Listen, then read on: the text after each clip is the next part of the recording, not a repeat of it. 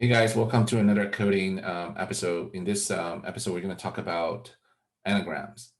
An anagram is a English word or phrase formed by rearranging the letters of a different word or phrase, typically using all of the original letters exactly once. So let's just look at some of the examples. C++, this is a C++ string instance. This one could be transformed into ++C. In this case, we're talking about two instances they look different, but they have exactly the same sort of composition, right, in terms of their character appearances and frequency as well. Another one is a boat, English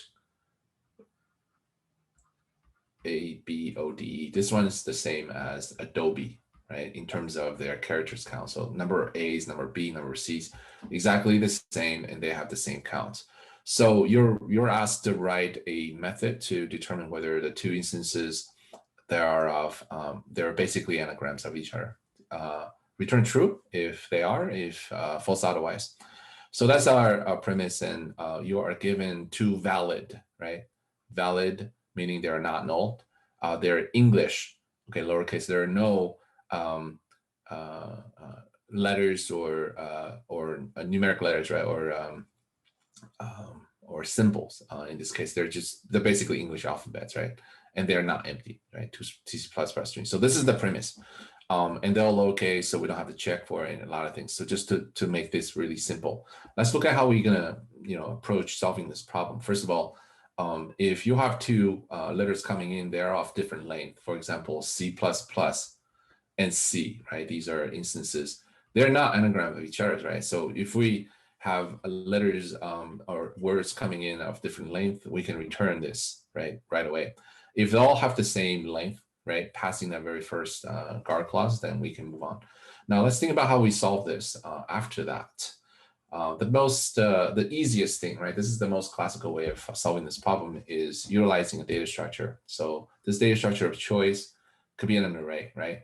So before we start, let me do a quick review of this, right? So recall that a C++ string is a series of characters, right, or array of characters. So characters in C++ or C is 1 byte. This is very different from C++ string, which is a class. So in order to get that, we need to understand the nature of a char. So as you recall, a char, right, a characters is an ASCII characters, and they have a numeric representations in computer. And to illustrate this, what we can do is we can do a quick test, right? Try to, like see out, for example, what A represent, right, in C++, right? We can also try to see what Z is. So let's just do a compilations quickly. And this is a stub code here, so it should give us some, right? So we know on your ASCII table, your small letter A has a value of 97 and Z having 122, right? So the difference is 26. There's only 26 characters in there. So that's what we want to do, is to store these characters inside this buffer. So we can call this buffer as a char dictionary, right? So what is dictionary? This dictionary basically keeps track of the appearance, the number of counts, right, for each of these characters in there. So we can say the very first, right, location is A, the very second location is B, right, and C, all the way through Z, right? And inside of these elements, we can store, because this is a char dictionary, right? Char is an integer, right? We can store the number of counts. So let's say if, in particular this S1 word, there's 2 A's in there, there's 0 B's, there's 0 C's, but there's maybe 100 Z's in it, right? So this gives us a dictionary of what an S1 represent, right, in terms of its characters count, right? On the other hand, we can also run the same thing through S2 and see, hey, if S2's dictionary buffer looks exactly the same, right? Like meaning there's 2 for A, there's 0, there's B, this is C, there's 0, 0 here, but there's 100 Z's, right? Basically, just do element-wise comparisons of the two dictionaries from S1 and S2.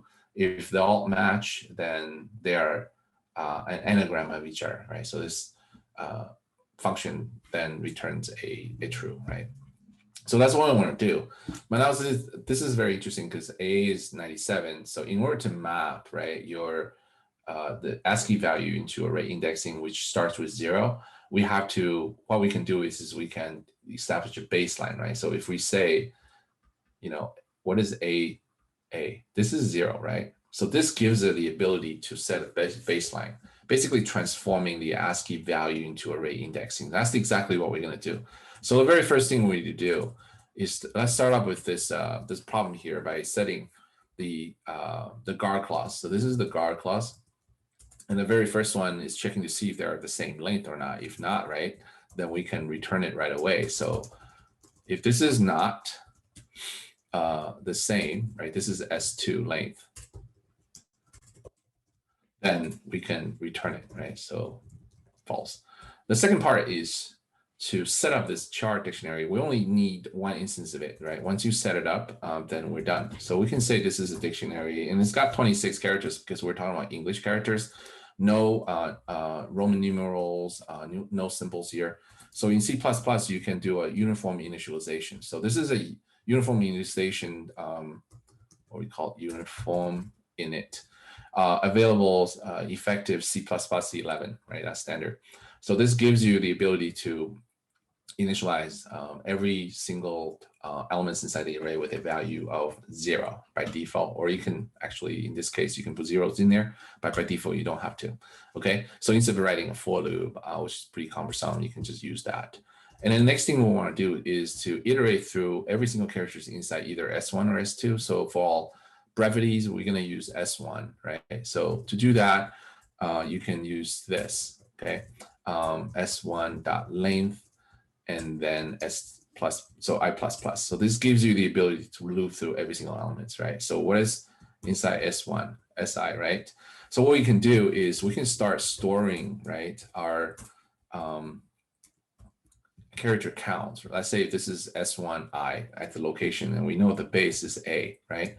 So this is going to give us the ability to map, right, whatever the ASCII value into the standard array indexing, right, from 0 through 25, right? Because there's 26 characters, the very last one occupies the 25th locations inside the dictionary. Using this notations here, we can say, hey, every time we encounter our characters at that specific location, we're going to up its count, right, by plus it, right? And then now we can say, well, we don't want to write another for loop since we got 2 dictionaries that we have to go through, right? Instead of writing, having another dictionary, say dictionary 1, dictionary 2, dictionary 1 is for S1, dictionary 2 is for S2, we can just use the same dictionary. And to do that, this is what we're going to do. We're going to do S2 in this case, using the same indexing, right? Because there's only 26 characters in there that we care of. We can say, hey, let's look at S2 as well. Doing a survey at S2 at every single location. Whenever this character occurs, we're gonna decrement, right, the count. So you have this up count and then down count. So it's almost like upvoting it and downvoting it, right, at the same time with a single pass, right? So this single pass is very efficient. It's O of N. You only have to go through it once, right? Okay, so what do we do?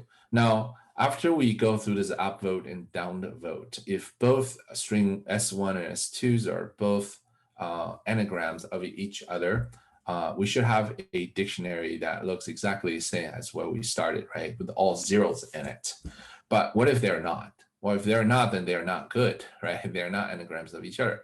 So what we can do, let's just write another for loop here, and let me just copy this for brevity. This is another for loop, it's the same thing. Again, you can iterate through S1 or S2, doesn't matter, because at this point, they're guaranteed to be of the same length, right?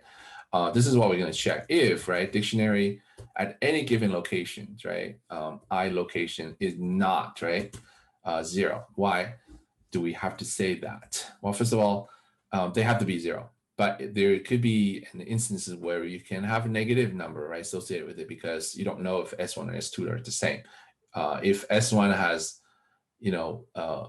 20 Z's and S1 having, let's say, 0 Z's, then at that location for Z, you're going to have minus number in it. So we're checking to see if, this is negative or positive. So in this case, we can use not equal to, right? So if this is not equal to, you can return, basically at this point, return false, right? But all else, if the entire comparison passes through and this selection criteria is never selected, then this is definitely true. So you can say that this is it. You can also make this simple by saying, without having too many of these characters.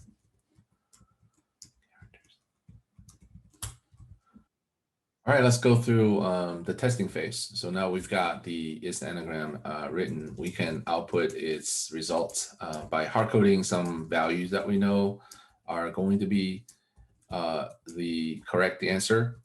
So C++ against C++, they're definitely anagramming of each other. So this should give us true or 1, right? So that's good. C++ against C should be false or 0. So in this case, we're also good. And then we were talking about this prior example, right? Adobe, right? Against, I think the other one is abode. So these two instances are anagrammic of each other, so they should be 1. Okay, so now we know the solution is true. Let's look at this from time and space efficiency standpoint. Now we know that this for loop right here is O of n, and this other pass is also O of n. It's the worst, right? So omega is the worst case conditions. So we know that this entire solution is 2 times O of n, which is O of n from time perspective. Let's look at the memory size consumptions. This is O of 1. Or O over 26 rather, but it's O of 1. Consider that be the case. We don't have to rely on, first of all, this the memory consumptions here. This is the memory, right? Does not rely on the size of S1 or S2 because regardless how long they are, there's only 26 English characters here, so we don't have to go up into like a millions, right? In that case, you probably would have used up all of your stack memory in that case. There's actually a limitation associated with this. So, right, let me illustrate this is because now we're talking about char. So what is char? Char is 1 byte, right, in C++. So what is 1 byte? 1 byte.